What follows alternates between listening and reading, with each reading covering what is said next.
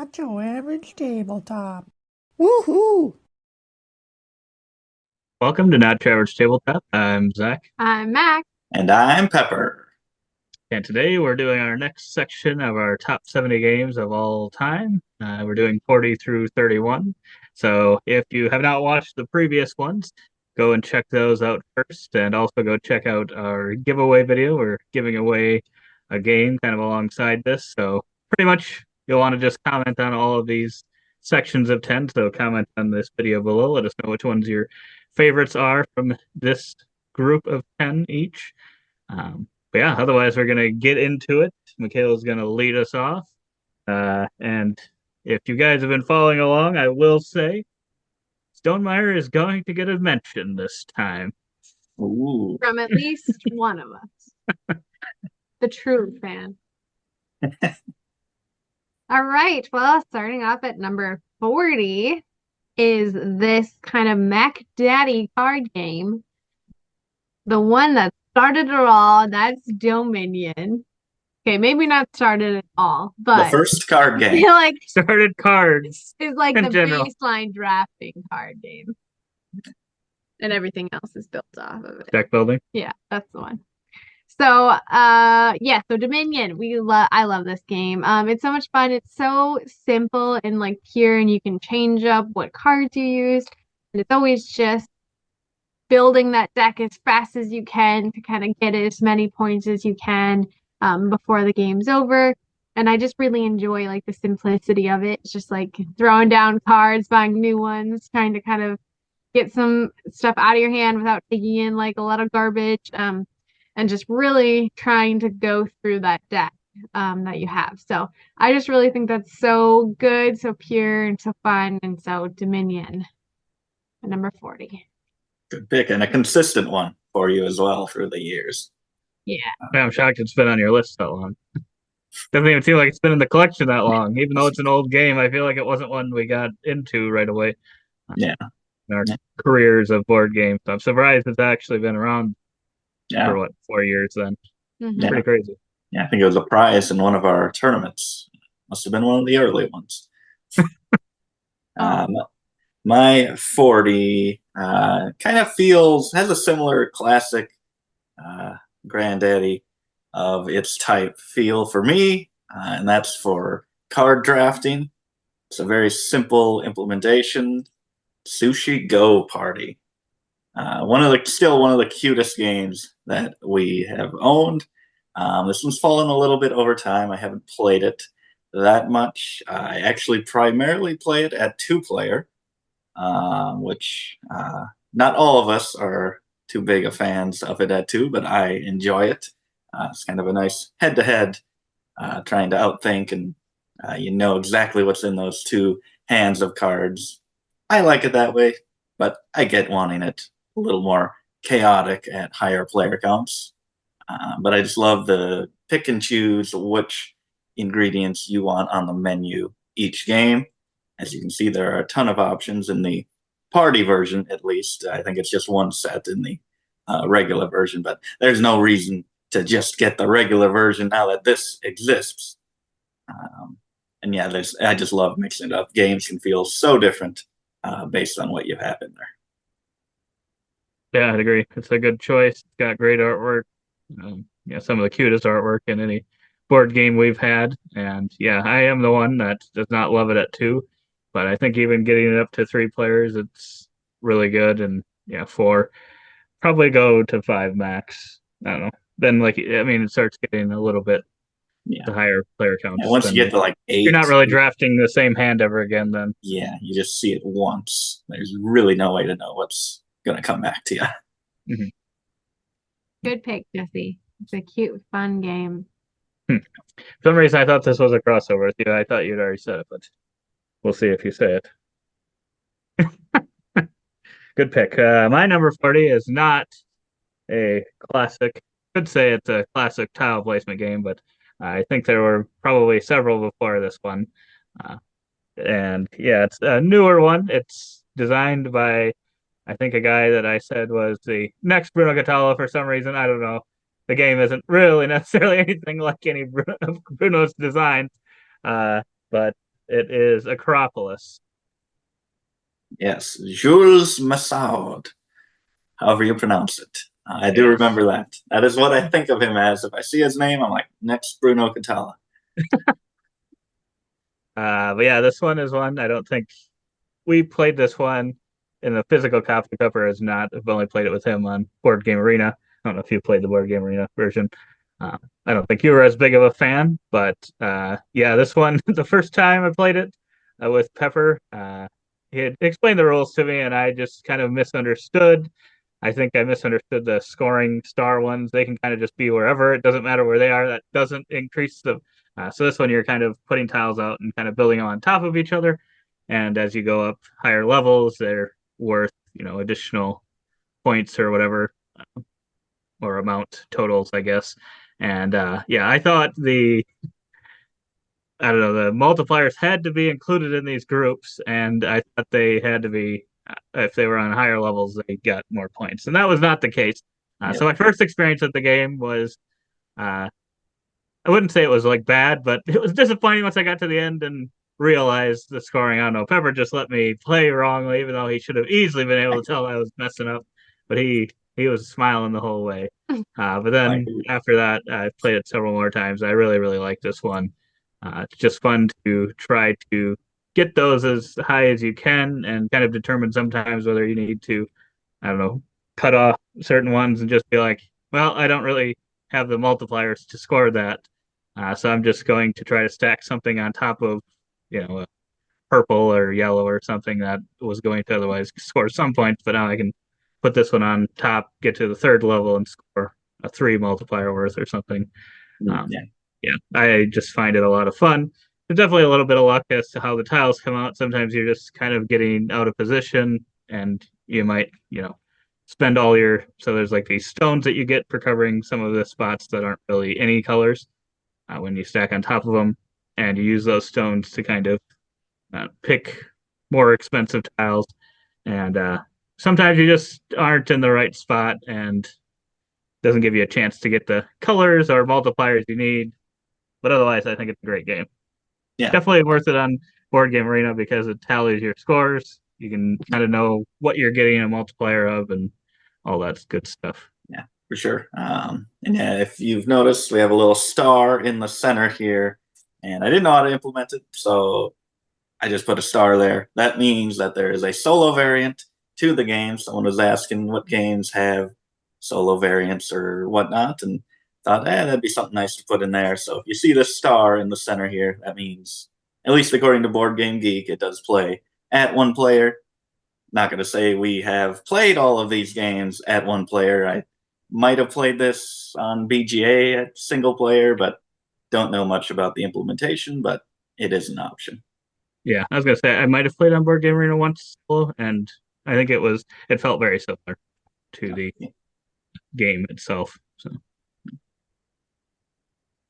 Oh, it's me. It's me. All right. My number 39 is one that's been in our collection for quite a long time.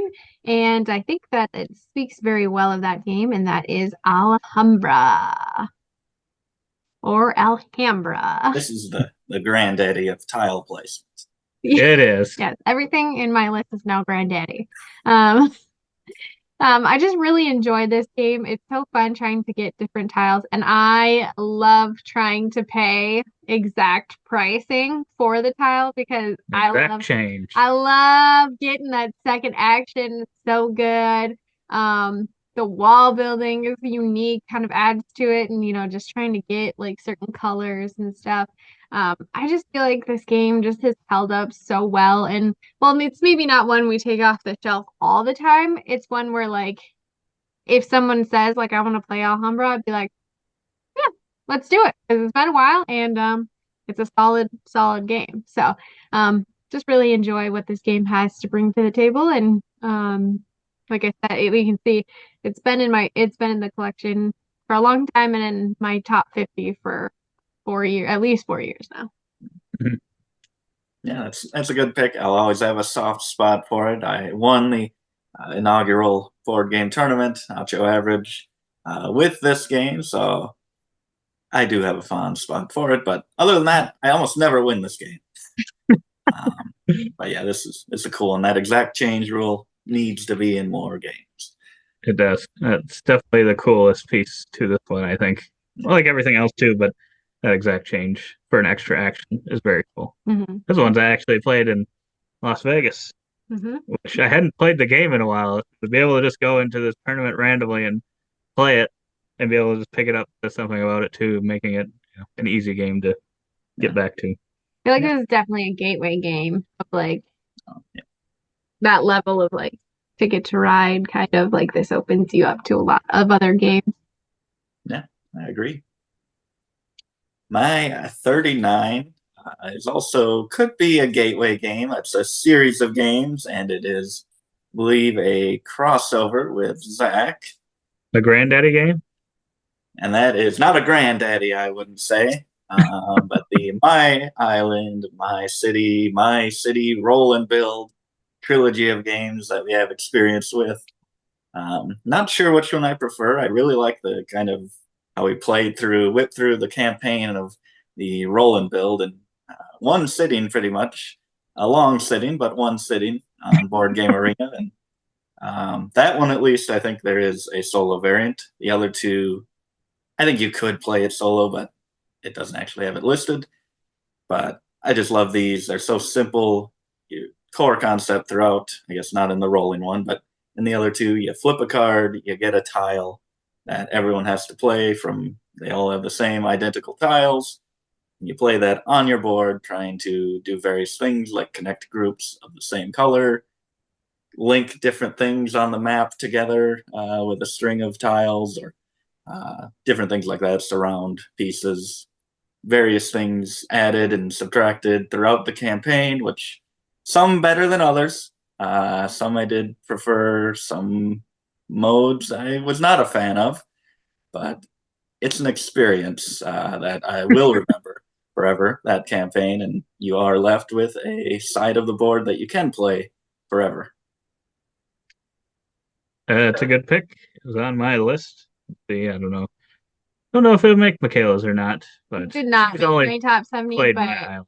I did have fun in our campaign with My Island. So, and I've only played that out of the trio that you guys have both spoken about.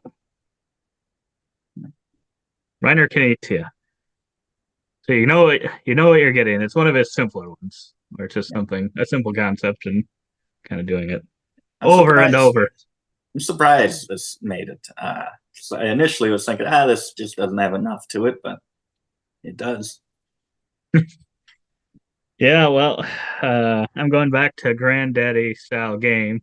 And this one, surprisingly, I think maybe the only one in this set of 10 that may not have previously been on the list. I think the other ones all have, at least at some point. I don't know if they've all been there like last year. And this one may have. I don't remember for sure. We will see. But it is a classic game, one of the first games I learned, and it's kind of a series of games. I just put it as one, but it's been one that we've got back to with expansion content this year. Still have a couple more to try out, new map packs, and that is Ticket to Ride.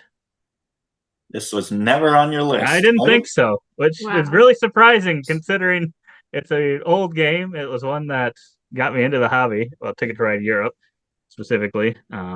And yeah, it's just kind of made a resurgence here with the recent plays. So yeah, this is more of kind of the whole series and the different maps and stuff. But And yeah, it's just the legendary box now. haven't played that yet, but it is going to be played. And who knows if we would have played that before, maybe this would have been top 10. Who knows? But yeah, just the simplicity of Ticket to Ride. If you've been in the hobby for a while, you probably had the chance to play this one at some point. Maybe too simple for some people, but I don't know, something about the simplicity of kind of creating these routes and stuff. It's just a lot of fun. You're picking up the different types of cards. There are definitely different ways to play this game depending on how experienced you are. Some people play just empty the deck, pick as many cards up as I possibly can before I even begin to lay down trains, and some just start laying them right away. Some like me, probably. But I think that's the good thing about some of the maps and stuff. Eventually, they'll have to do a ranking of the ones we've played, but some of those kind of change that up a little bit, that mindset, because some of those you can't really wait as long just with kind of how they're done. So I do like that those kind of mix up some of those ways you might look at other maps. But Yeah. You're just too much of a board game snob to put it on your top 50 before. It probably has always been there, really. it probably has. Yeah. All right. My number 38 is a 20 by 5 game that we're doing this year, and that is Council of Four. Ooh, boy. I was hoping for another granddaddy. We got to get a granddaddy counter here. Yeah. Maybe, but so this is not a granddaddy game, but this game has some of the coolest little minis you've ever seen. And they're not necessary in the game probably by any means. They make it that much funner. And so in this game, you're really just attempting to, with a hand of cards, try and lay out your traders in different towns.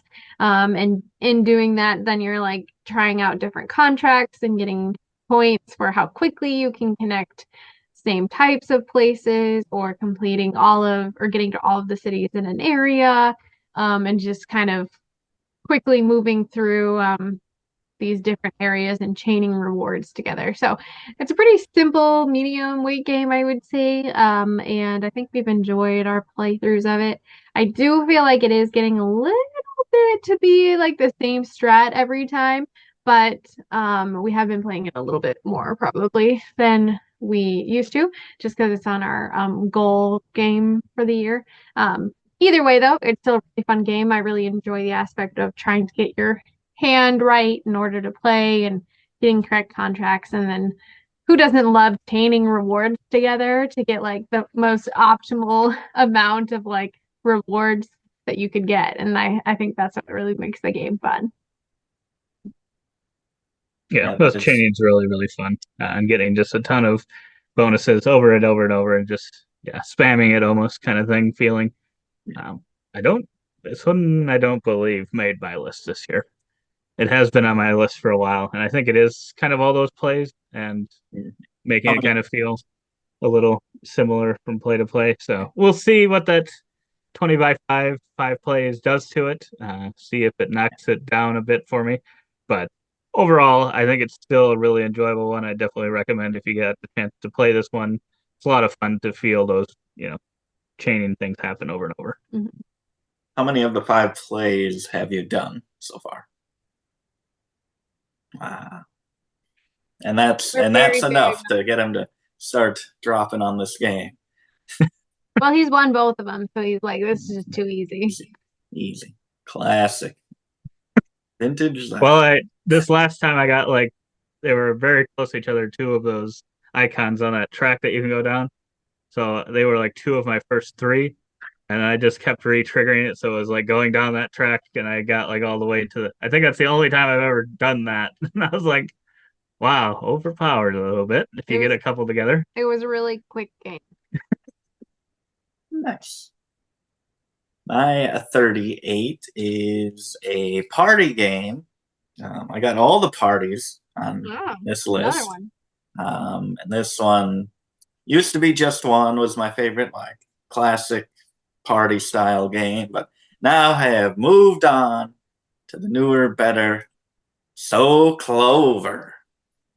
And this is one that I think this is the best party game at 2 players, because just one does not work at 2 players because you're just given one word as a hint. But this one, you could easily play at 2 players. You could play at any player count. You could even play it solo if you got a bad memory. And write some of these clues and put them in the box, dig them up later.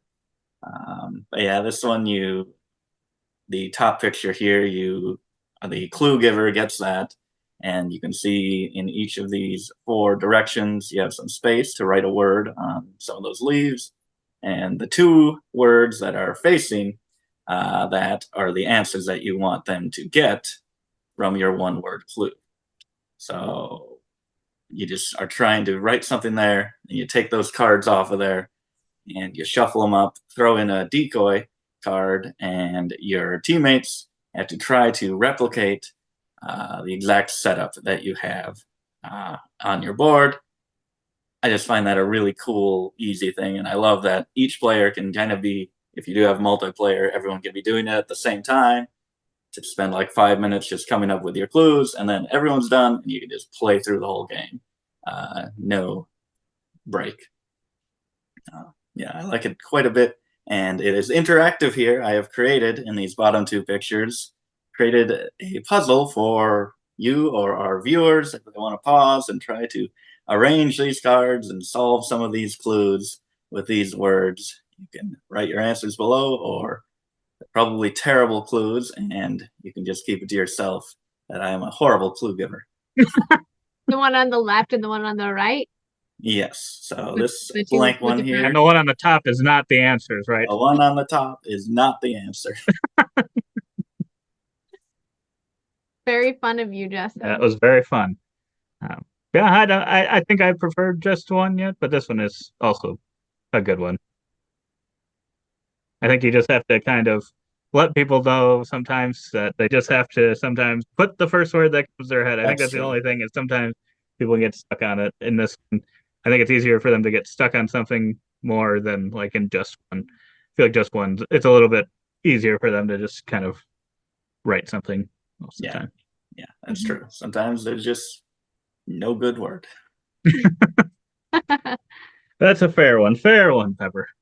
My number 38 is a game that I don't know. I feel like should just be played a lot more, and for some reason we just don't play it that often because it's a pretty quick game.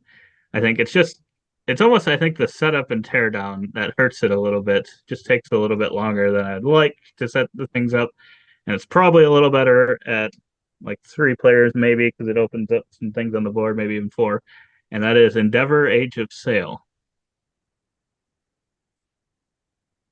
So yeah, this one is a lot of fun. You open up different areas of the map and stuff, and you can see there's those tokens there.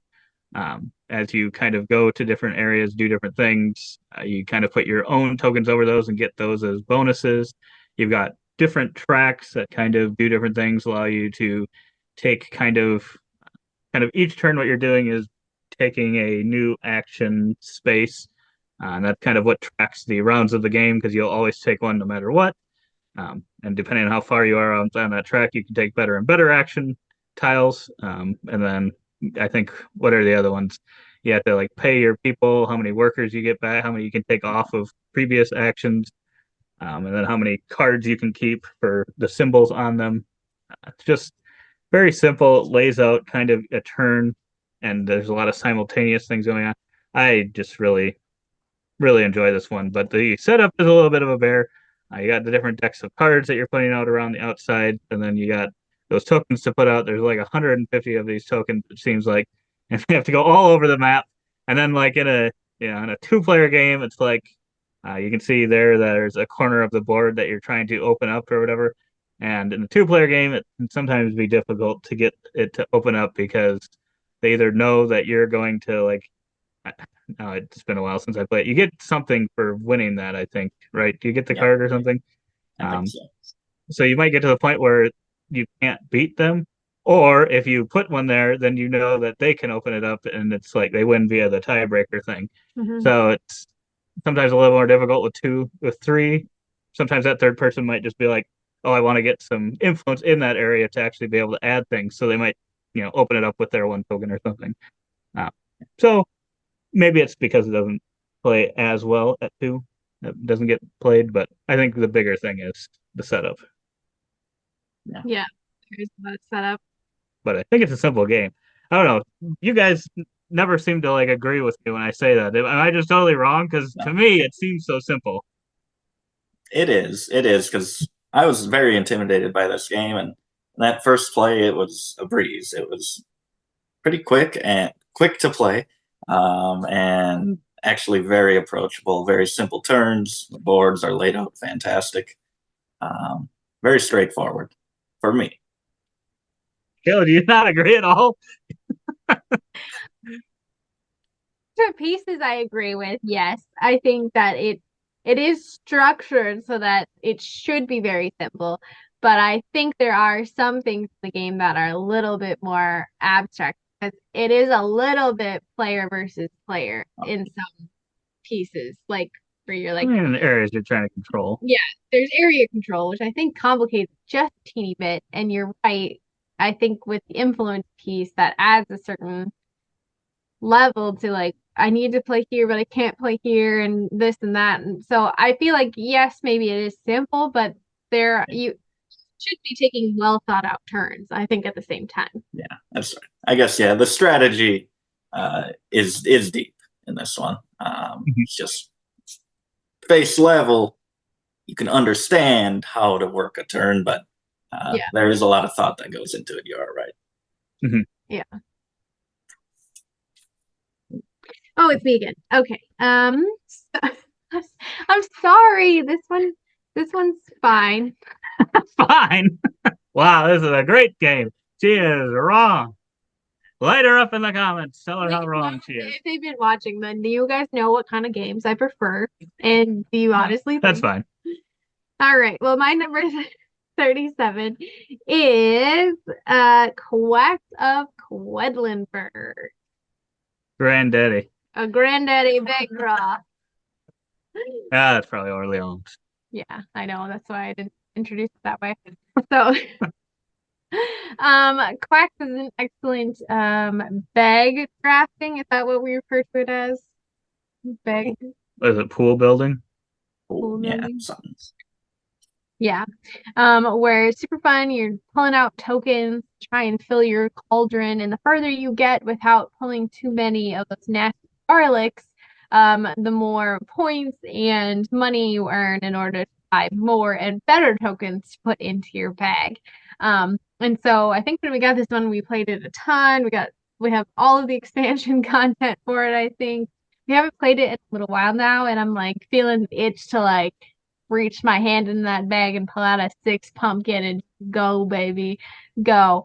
But I feel like it's a little bit like gambling though, and I do not like to bust. So it can be really disheartening sometimes if you like don't get the right things. But they have so much content for this game. You can change it up a ton, play it however you want, add the expansion stuff in, get a little different of a vibe going with it. And I think honestly that this is, I would say all 50 of my games are essential collection games, but like if you don't agree with my listing, I think Quacks at least is an essential game for a collection. Your top 50 or your top 70? Yeah, whatever. We used to do top 50, now it's top 70, whatever. Yeah. It's in the top 50. I just want to know if those first 20 were not. Essential? Yeah. Well, they're essential in my collection, but if you're going to take something from mine, I would say Quacks. Yeah, Quacks. It's a very unique game, unique flavor, for sure. Yeah, you must be being antsy to get at the table because this somehow went up, and I'm pretty confident we have not played it in 2 years. Yeah, kind of steadied out. It dropped a little bit, steadied out at 43. Now it's moving up. Yes, I think I said in our first video that like some of this is a little biased about like what I feel like I want to play because we haven't played it lately. So I think probably not playing it for 2 years maybe helped it 4 or 6 spots, whatever it was. Okay, my 37. Oh, it's heartbreaking. It's heartbreaking to me. It's going to be really heartbreaking to Zach, I'm sure. But if he would just mention some of this company's games already, I wouldn't have had to drop Wingspan all the way down to 37. Wow, it was 7 last year. 30 spots, Jesse? Yeah, it moved and shot up. Smoking down in Florida. Nothing. This is, I don't know why it dropped.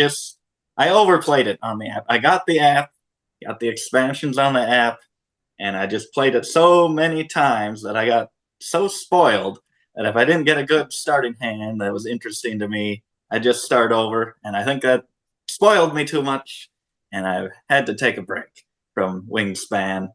Played like dozens and dozens and dozens of games on that app, and so it's on a little break, a little hiatus. It'll be back. It'll move back up once I just get back to the simple, solid Wingspan system love. And hopefully it'll be back. I think it'll be back, but I've made terrible predictions before. But it is such a solid game, just pure engine building. Feels like a granddaddy, even though it's not that old. It's not the original of any of these mechanisms, but it should be the face of a lot of them. That is a good pick. A little low. Maybe if you'd made the Not Your Average Board Game tournament this year and this had gotten you another championship, maybe it would have made it back up on the list. But yeah, I'm surprised. Played it too much. I feel like that boosted it last year for me playing it a lot. Yeah. But imagine playing it I 10 times that amount. Wow. Well, speaking of this publisher and me not having any of their games on my list thus far, now you have encouraged me. I'm finally putting one on there. After all this time, people might call me a fake fan. We're halfway through almost. But it is the kind of the one that, I don't know, really put him on the map, I think. I mean, Viticulture definitely did, but I think this one did it even more, and that is Scythe. Yeah. And this was one that we were very intimidated to play just because it looked like a big, scary game. So didn't get it for a long time in our careers, even though liked Stonemaier games. I think we had Wingspan and Tapestry at the time, maybe even Viticulture. And we were really liked those, and we're like, maybe we should get it. And yeah, once we did get it, it's like, wow, I don't know why we were so afraid of it. I mean, there's a few things, rules in it that are a little, I don't know if tough is the right word, but little, I don't know, not easy, smooth. Gotta But remember. overall, I think a lot of it is pretty simple. You're just kind of taking one of the 4 actions and then possibly doing the bonus action. And yeah, it's just a lot of fun. Another one Michaela probably despises because it's got some area control elements to it, and you start attacking the other players, you get rewarded for that in this game. Big time stars you get for that. Yeah, this one's dropped a little bit for me. We haven't played this one in a while, and I'm sure if got it to the table a couple times, it would go right back up for me because whenever I play it, I just really have a good time with it. I think maybe if I had enjoyed Expeditions a little bit more, it maybe would have gotten me to go back to playing some more Scythe, but being kind of mid on that one probably maybe got me a little bit, I don't know, hesitant to go back to the world. And we had played like a whole summer through of Rise of Fenris. So we had played like 10 games in like 3 months, which is a lot for us. So yeah, I think we just kind of dialed the gears down, and now we gotta dial them back up a little bit. Poor Sai. Still a great game. All right. Well, my number 36 is, I think, ding ding ding, the first double crossover, not 3-way crossover. 3-way crossover. Three-way. Yeah, crossover with both of you and Jesse. I think I'm the first person to crossover with both people this time. Maybe we'll see. I don't know. Watch the other videos. And that is Kingdomino. It is the 3-way crossover. Amazing. Look at me. So this is one of the OGs in our collection, and I probably say this in every year that I talk about this one, but like we learned it, we taught it, they bought it. Like this game, like I think in our group, like 3 or 4 people own a copy of this game because it's just so good, and everyone just adores this game from the get-go, and I still adore this game. Another Spiel winner. Just like Alhambra. Yes. I mean, I have good taste. Are we surprised? And so in this game you are like, I grew up loving dominoes, like the game dominoes growing up. So this is like just like next level where you're connecting different areas, you're orienting your tiles accordingly, trying to get areas together and then crowns. Now I am a huge fan of Kingdomino, the original. Like I'll stand by that one, but I agree with Zach's thoughts from a previous video about Kingdomino Origins, where if you want a little bit more content, maybe get Kingdomino Origins because you can play the same base, but then it has like some additional variants and ways to play that kind of switch it up a little bit. I don't feel like I overly need that because when I want to play Kingdomino, I want to play Kingdomino for what it is. since our collection is so big. So I did just say King Domino straight up in this one for that reason. But I don't think that any of the other versions, Queen Domino, King Domino Origins, there's probably another one, are bad at all. It's just I really enjoy the OG. Fantastic pick. I mean, this has got to be one of the most, like, you compile all of our years, all of our lists. This has to be on like the most of any game. Probably. Yeah. I would agree with that. My 36, I would say, it's also a granddaddy. I think we got another one on our hands here. And although we have not really, we went into a sequel to this game pretty early on in our careers, but we never got to the original Azul until years later. And this one is a classic for a reason. And it spawned a franchise for a reason, though I don't think any of those, they can come close, but I don't think any of them surpass the original in its simplicity, and it's just rewarding, satisfying nature of filling up this grid on your board, filling up the slots to the left of them, and then shooting them over to fill it up on the right side, and scoring, kind of chaining the points together in a similar kind of way to feeling to Council of Four, where you just want to build off of whatever is there already on the board and get more and more points. Such a fun, simple game that anyone can play. It's a good pick, Pepper. That's a solid pick. I think is that also a Spiel? Gotta be. Gotta be a Spiel winner, right? Feels like it. At least it is in our hearts. Was Ticket to Ride? This might just be the 10 of Spiel winners. Or nominees, probably, at least, I think. But yeah, that's a good, yeah, it's a good series overall. I'm still surprised. I don't know. I've been waiting for Azul 5 for them to do something, but just surprised I haven't heard anything. So we'll see. Azul Legacy. Make it happen. Where do you go? But yeah, my next game is not necessarily a granddaddy game, but it is a historic game, a prehistoric game.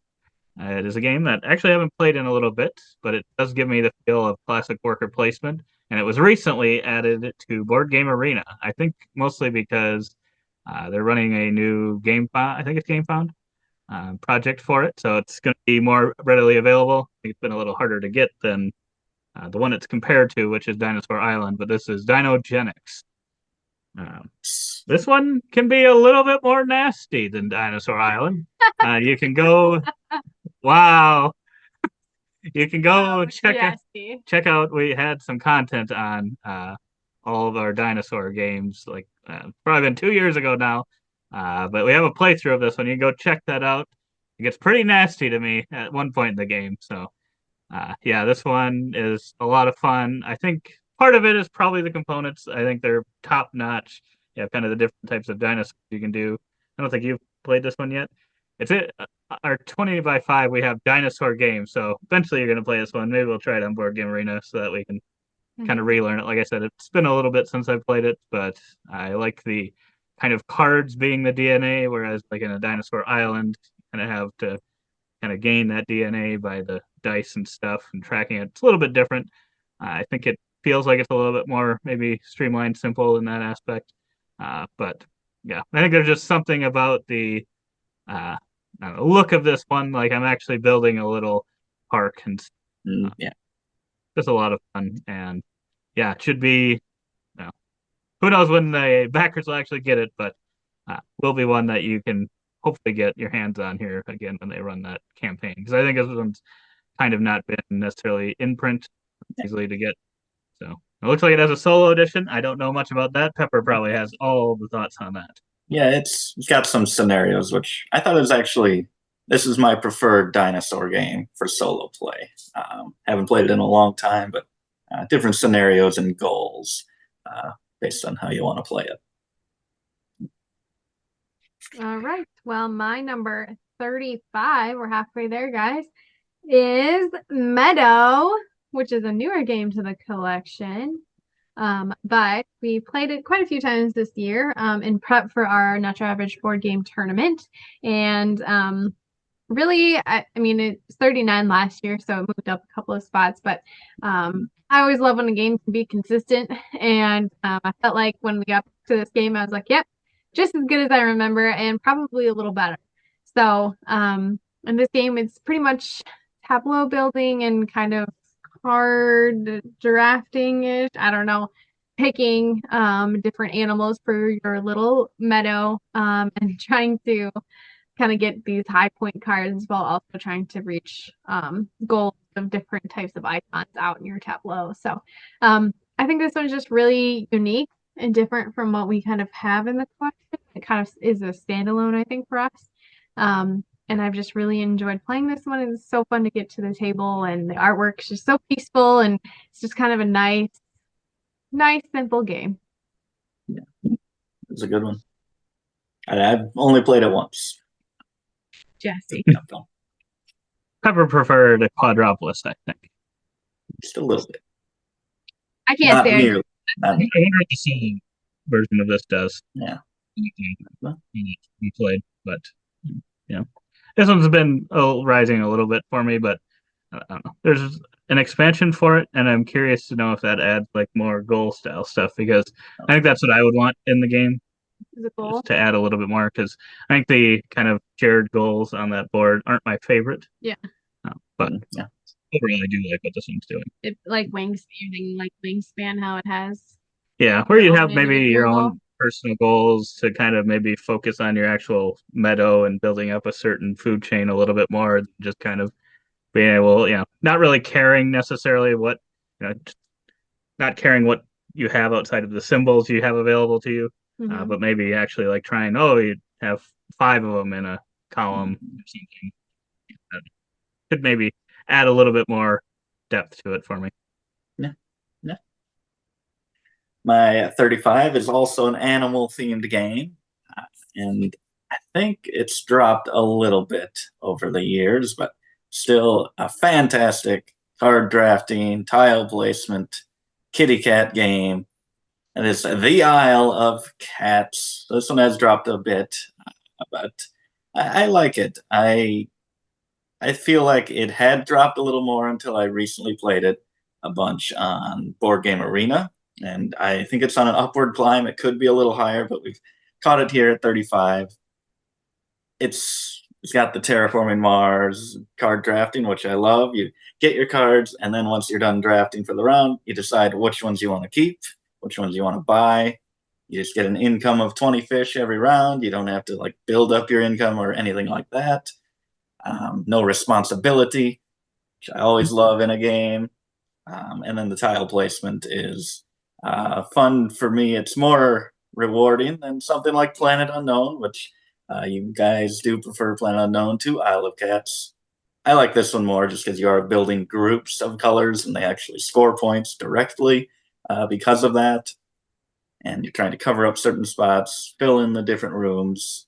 Haven't explored many of the new maps, new boats, but I would like to, with the different shapes, different shaped rooms, to add a different feel. Love the scoring cards. And I do really love the solo mode on this one, which is you have a sister who is trying to take the credit of, I think this designer has some trouble with his sibling here, but it's sister, and she's trying to take credit for all your accomplishments and scoring for the different colored cats on your boats, and you're scoring for what you got on your boat, and she's scoring for different things you got on her boat that are pretty similar scoring techniques based on the cards.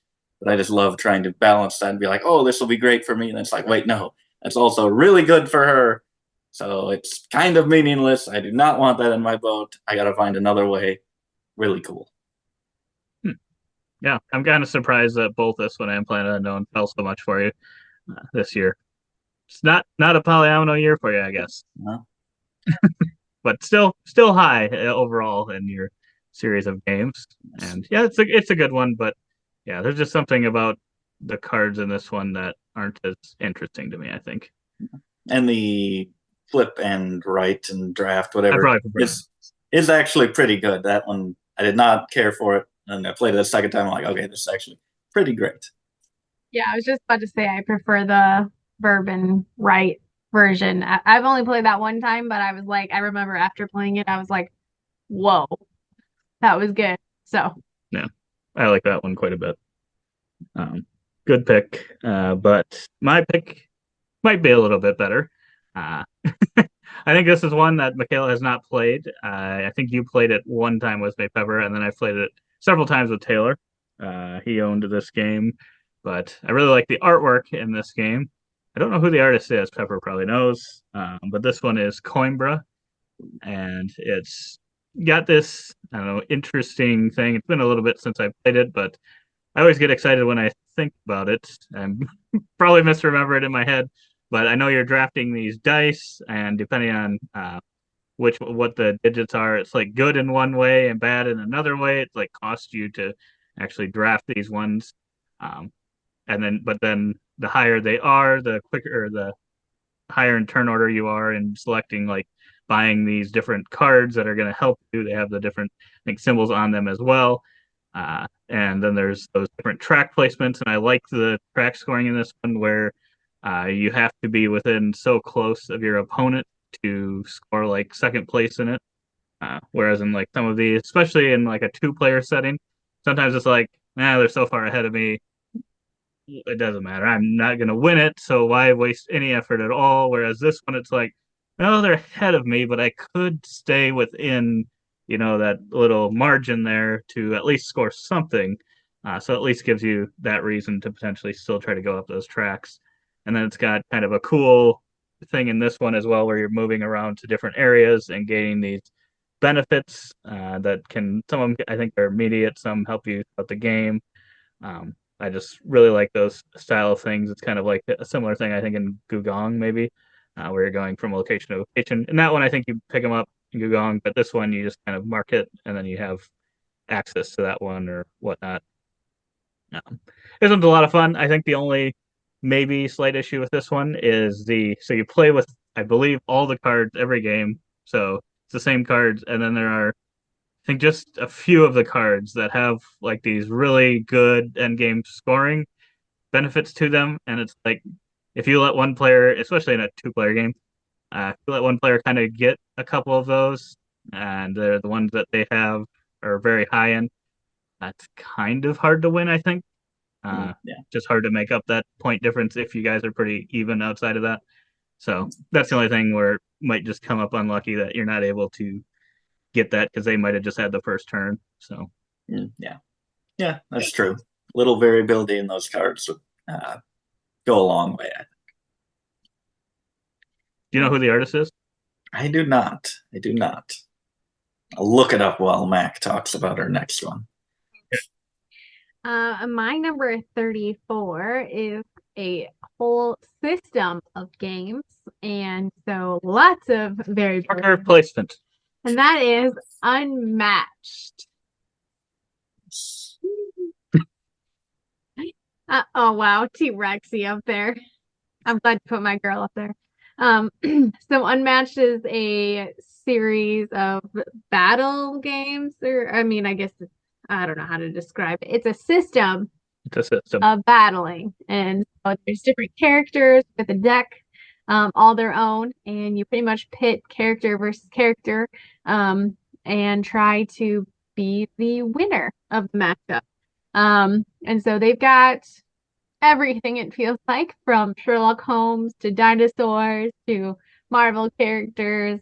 You can pretty much, you should be able to find a character that would maybe pique your interest, I think, in the sets that they have out there now. And I'm sure there's only more coming, which both thrills me and terrifies me for our collection.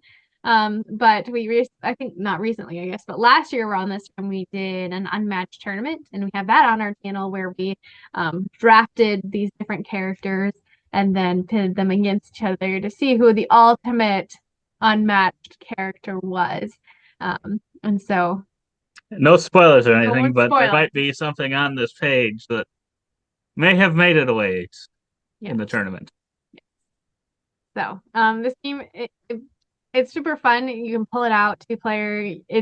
It's so unique to play Dracula versus like the Raptors or Bloody Mary or I'm trying to think of like Squirrel Girl. Like there's all these different things and like you just fight it out, see what kind of wins. Um, Try and get your opponent into maybe a corner, a tight spot, follow them around the board, get them attacked. It's just really fun to go through your deck and all of a sudden be like, yes, I got the card and like go for it and like completely obliterate your opponents. So, or Obliterated. that's the one. That is a good one. And the solo variant would just be the cooperative version. You could technically play as multiple characters. Solo. Regular version, you cannot play this solo. You really, really should not. Yes. You play against yourself. Yeah, that is a good pick. But yeah, so the artist for Coimbra was Chris Quilliams, which do know that name, and I think we're maybe talking about doing a favorite covers from him, and I think that one would be near the top. It would be. But my 34, oh, I haven't been preparing. Okay, that's what I got. My 34 is a stud of a game. Stranger Things Upside Down. This one I Wow. So love. dumb. Perfect. It's perfect initial.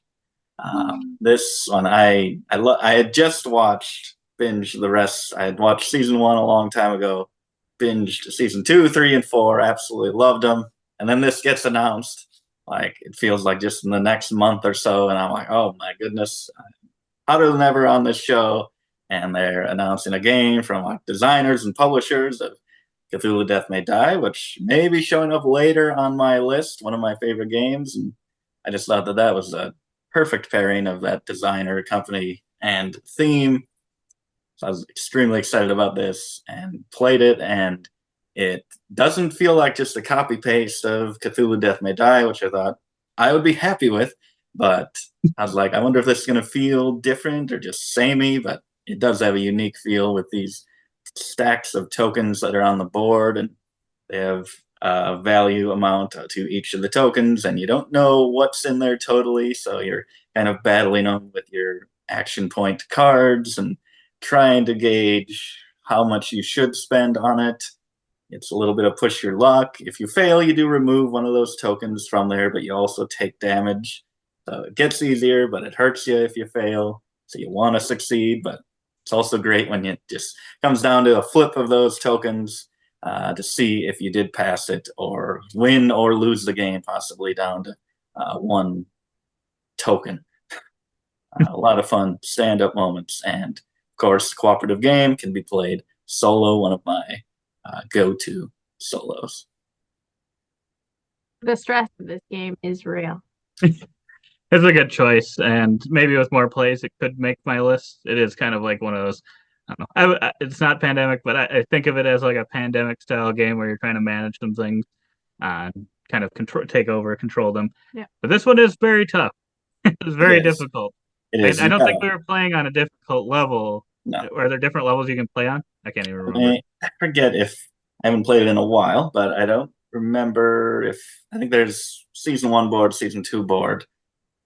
I think we played just the base. Yeah, season 1 board. I think that's the easier tough. of the two. And it is. You get partway through the game and the deck starts getting low for the timer, and you're like, we Stressful. haven't made much progress. We got to go We for did it. that all the monsters ago. Maybe we weren't planning. Yeah, good pick. Good pick. My number 34. Can't remember if it's been a crossover yet, but it probably will be. I think one year I somehow accidentally forgot this one on my list. I don't know how. It doesn't make any sense to me. And I denied it from being a 3-way crossover for like the second or third year in a row. So that's why I'm thinking this one will be on other lists if it hasn't already. And that is Rajas of the Ganges. Yeah, this one is just a lot of fun. It's got a worker placement element to it, along with kind of using dice as a wow. 28th and nowhere. Yeah, it doesn't make sense. That was not right. Don't know. I just totally missed it. But yeah, this one using kind of the dice as a resource. I just really like how that works. Sometimes it feels a little bit like Alhambra in certain ways, where it's like, I don't want to overpay necessarily. There's not an actual like, oh, if you pay the exact amount, you get another turn or anything, but it kind of feels that way. Like, I feel if I pay in the exact amount of pips, feels good. Not They quite as should. enjoyable as Alhambra, They but pretty should. close. They should put some little reward system in there for doing exact. Yeah, that would be pretty cool. Karma or something. My goodness. And yeah, I thought there was going to be an expansion to this one when I heard the Dice Charmers, but that was a roll and write version of the game, which is also pretty good. But unfortunately, it was not an expansion. But then, yeah, you're just kind of building out your own personal board there that you can see in the bottom left picture to kind of unlock different award things, kind of bonuses. And yeah, this one's just a lot of fun. There's a race element of the two tracks. There's two scoring tracks going around the board in opposite directions, and you're trying to, as quickly as possible, get those to cross to win. And I think it does it amazingly. I know Arc Nova has something similar, but I don't think it's as clean as or satisfying as this one. Others may disagree with me if you've played Arc Nova a lot, and maybe if I played it a lot, I would kind of be like, maybe that was satisfying as well. But I think this one definitely feels more satisfying. Yeah, I agree. Yeah. Good pick, good pick. All right, my number 33 is a Stonemaier game, which, I mean, between the two of us, one of us has got to represent here. I got one. One for the whole top 70 so far. Well, it's got to catch up to Garfield. Yeah. Look, I'm even wearing a Stonemaier shirt. Look at me go. And so my number 33 is Libertalia, which is a super cool game. I don't even know how to describe it. It's like hand management, I guess. And then, I don't know, tile drafting or piece. I don't know. Getting it together for points. Yeah, I don't know if it is it draft. Kind of draft. I don't know. Yeah, kind of hand management, drafting, kind of turn order selection is a huge part of it. Yes, turn order is very important. But essentially, you have the same cards as everyone else, and you kind of have to figure out how to play them based on they're in a chronological, I guess, order. Chronological, I don't know, numerical. That's one numerical order, and they have different effects for different parts of the game, and so you're kind of weighing out how do I and when do I play this? Like, how does it advantage me? And then kind of through the game you get more cards in your hand, and so then it kind of splits where like maybe people have played a card and you haven't played it, so you still have that one in your hand and they've got a different set, and so you kind of all start on the same ground, but then kind of as the game progresses it adds that niche of like, well, they still have this card, or I don't have this card, would have been nice to have, and trying to get these different tiles and stuff. So when Winds of the Yellow Crest came out, we played it a lot. I think we had a lot of fun with it. I think we still have a lot of fun with it. We haven't played it in a while now, but I am looking forward to our next play of this as always. It's just kind of a unique game. I think we don't really have much like this. Where there are so many different ways that you could use and apply the cards. So yeah, that is a very tricky system. You're always catching yourself up, and it's like, oh wait, I thought it would be this order, or if I play that, I'm gonna be here. I'll go first, but no, I go last. It's a really cool game. Mm-hmm. My 33 is like Wingspan a couple of years ago for the Las Vegas preparation. We played this game a lot, not because I was playing in a tournament of it, but because Zach was, and that is Terraforming Mars. And I think I had the better time with Terraforming Mars in Vegas because I won a little raffle to play with Stephen Bonacore, which was a big reason this is in my top 70. Maybe the only plays with it one time and it shoots up to his number 36 after years of not making his list. Yeah, that is true. It seems a little sus, but it is a solid game behind it. I love that. It's fun to build out and terraform Mars and fill up the planet and move up these different tracks. The card play is so satisfying to just bump up all your income. And when, especially just the coins, getting a bunch of coins for you get income for where your points are. I love that system. That should be done in more games. It's so satisfying. So not only are you getting points for the end of the game, but you're getting more income for the next income round. I love that. The chunks of points. It's a high scoring game decently, but each single point also feels huge. Probably because you're also getting that income with it. And I don't think it looks that bad. A lot of people really dig at the artwork and the board, but I think it looks pretty good. Well, you played this in 22, right? So why wasn't it on your list last year, Jesse? It Oh, was this is on 36. Oh, it was 36 last year. there, Okay. but I had played it before that. Yeah. Couple times. No, it's a really great game. We'll be seeing this one later. It's a good choice. Good choice. Mhm. I didn't need the playing with Bonacor to get it on my list, No, he'd seen it in a picture. but that is a good pick. I guess I don't know anything about the solo in this one. Yeah, I do not. I do not either. Could be good, possibly. My number 33, crossover with publisher with Michaela here. So I'm going to be adding my second game to the Stonemaier game, so it's going to tie this baby up. We got a 2-2 with Garfield. Things are heating up now for Stonemaier. And this one is currently my favorite farming game, farming theme game. Although Shem is coming out with Scar of Bray, which is his farming game. So then we're really going to have it. We're going to have to see what happens after that. That might just knock viticulture off. We'll have to see. But it is viticulture and could be essential edition. I don't know that I've played the non-essential edition, so I don't know what that would have been. But yeah, this one and then the Tuscany board I think is required for it to be this high. I think I'd still like it, but it would be probably quite a bit lower if it was just the normal board. I just like having the 4 seasons. It just makes it a little bit more interesting for me. And it gives you a few more actions, a few more things you can do to kind of generate the points. It's always fun when you can kind of sometimes get, I don't know, just a chunk of points, because this one's another one where points feel very important, every little point that you can get. And yeah, when you can get them from Grounded for him. selling cards or whatever, I think there's like an action where you can like trade in for a victory point or something. That's always fun. Or playing a card to do something. Just a lot of fun. And this was one of my side of maybe like Stone Age or Architects of the West Kingdom. I think this was kind of one of my first classic worker placement feeling games. It just was a lot of fun. And then this one introduced me to the Grande worker, which I think is an awesome thing that needs to be in a few more games. I think I don't know that that's been done as much, but at the same time, I feel like games have gotten away from no, not worker placement, but worker placement where you like it feels like they took my spot. Like I feel like there's a lot more ways to kind of still get similar things and stuff. I don't think games are quite as mean these days. So maybe they got to bring that back so that they can bring the Grande worker to stomp on them, take that spot. But there's a crossover with Pepper. I did not realize that. Pepper, you did have it on your list. Good job.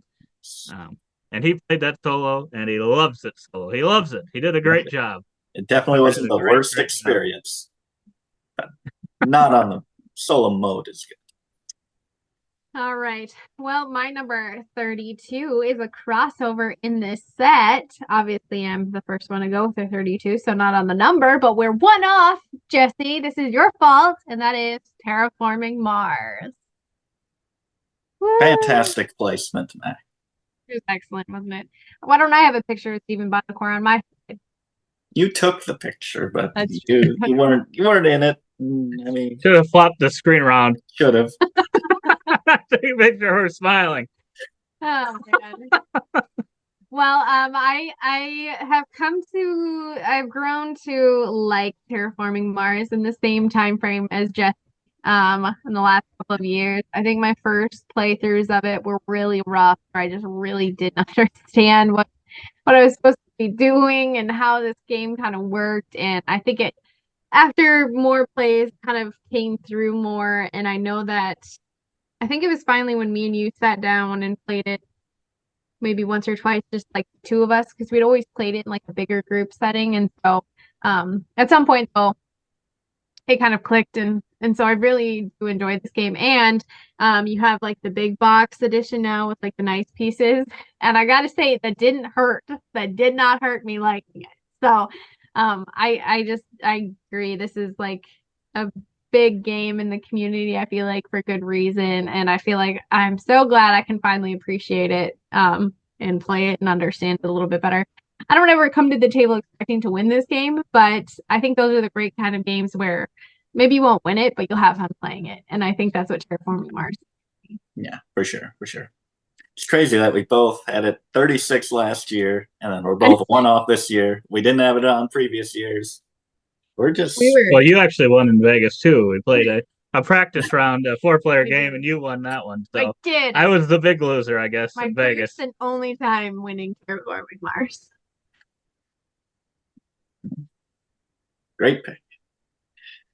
My 32 is a worker placement game, one of my favorites, and I think it's similar to a granddaddy, which a granddaddy of worker placement would be Stone Age, of course. And I love how you're trying to spread out as far as you can and still get what you want in that. And you do the same thing in Champions of Midgard. So this time, you're putting combat dice out and trying to take down all sorts of trolls and monsters. And I've only got pictures of that. I don't care about the worker placement spots or anything like that. That's fine. I don't care about gaining resources. I care about those dice and chucking them and probably failing 80% of the time. But there's hope that I might just hit that perfect roll and take them out. This one is pretty underplayed. We have played it probably more than ever before once we got the 2 expansions, and I think they fit in there pretty smoothly for throwing 2 expansions in like our 3rd play for me or something at least. I think Valhalla is essential. Dark Mountains is a very nice expansion. I love the green dice that it adds, but just the variance in strategy with the dice that you choose to use got just enough unique symbols to make it interesting but not be overcomplicated. Mm-hmm. Yeah, I would agree. I think those expansions were really great, adding those different dice. And yeah, you'll check out our channel, going up alongside, well, not alongside this, but have recently gone out the 2 new Midgard games. So you can go check out what our thoughts are on those ones. Mm-hmm. Yeah, that is a good pick, Pepper. We may see it again. But my number 32, I think, has been mentioned by Michaela, I believe. And this one is the granddaddy of bidding. Bidding game. I don't know. It was a game that I didn't believe was going to work when I was reading the rules, but it worked amazingly. And that is Furnace. This is on my list as well. You forgot to mention me. This is a 3-way crossover. Yeah, take that back. You're not the only one with a 3-way crossover. That's first. Yeah, I totally forgot Pepper had it that late. Oh my gosh, I thought you had it higher than this. Whatever. But yeah, this one is just a lot of fun. I'd like to see kind of trying it. We've never played it where you have to keep the cards in order once you've added them. I'd like to try that maybe sometime, but that's maybe not as fun because I feel like that's not the part of the game that I enjoy the most. The part that I enjoy the most is the bidding. And I think what was so confusing about it originally was that in my head I was thinking, oh, you can't like underbid someone. So I'm like, okay, if people are putting 4s on there, then I can't put a 3 on there because normally that's not how bidding works. So it just feels so weird. But that would be a way that you'd know for sure, like, oh, I can get 3 times that resource, boom, by putting my 3 on there. And it's just a lot of fun. You go check out the 2 other times we've talked about this one. It's just a great game. Yeah, I forgot. You can underbid? Even once it's already. Oh, good. All right. Well, the last set here. And my 31 is Nidavellir. And this game is just solid. I love it. It has bidding, which is probably the good one. Which is not probably something that's in my wheelhouse, but this game does it so well, and I really just truly love what does it for me is the set collection, trying to get your different sets of dwarves, and I love trying to compound them, get as many as you can, like force get one of those like super cool dwarves for getting like a set and stuff. And I just think that even if you don't bid well or whatever, you still are gonna get something decent. You can work with it. Like there's no real negative to like not winning the bid, and I think that's what really does it in this game. And I love that you can trade in your coins for higher numbers and stuff like that. So I feel like this one is just so solid across the board, and I just love it. Yeah, that is a great one. Great couple bidding games. Back to back. Those, I think, would be the only two I think you need in your collection.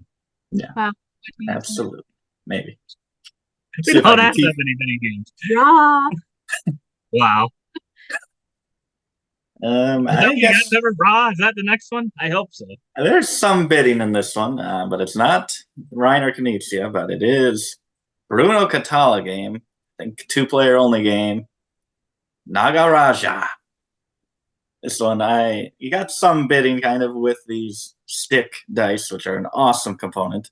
But yeah, you have awesome card play as well, which you play, you get a hand of cards, you play cards, which can either tell you they have an effect, possibly, because you can spend some of these squigglies on your dice to activate card effects from your hand, or you can play the cards for their stick dice so that you can roll those in kind of a bidding phase where it's pretty much determined by whoever has the most pips on the dice will win a tile to then put on their board to reach these outer little rooms that you can get treasures from to get a certain amount of points, which I think it's a race to 21. So there's always like, oh, I hope I flip a high point tile. But you don't want the 3 highest point tiles, like 6 or 7 points, because if you get all 3 of those at once, you lose. You're cursed. They are cursed idols. And so that's a fun little anti-shoot the moon thing. Great production. So unique. It kind of just feels like you're doing a lot of work with these cards to just get a tile. There is that to it, but it's a lot of fun. It is a lot of fun. Rolling those little things is fun. I'm very glad you taught me this one, Jesse. Good pick, Pepper. Then the final one of this video, we're going to have one of my 2 publishers going up against each other, taking the lead here with this final one. And it is the first Garfield of this 10, and it is Wayfarers of the South Tigris, which I think was on Michaela's list. I don't think this one will be on Jesse's, but it is a great game. I really love the artwork in this game. It feels quite a bit different than their previous trilogies, where it's kind of got, a space element to it. I feel like that's something new that D'Amico hasn't done before or hadn't done prior to this, and I think it looks really cool. It's fun to get those space cards to get kind of different bonus points and stuff, but otherwise you're kind of just building up your dice essentially to do different types of actions for you. I really like how that works, and there's just a bunch of things going on in this game that all just, once you've played it a couple times, they seem to just flow together, even though there is a lot going on, a little overwhelming at points. But yeah, I just really like this one quite a bit. No, Pepper doesn't love this one as much. It's a little overwhelming, but yeah, It's a good pick. it is a good pick.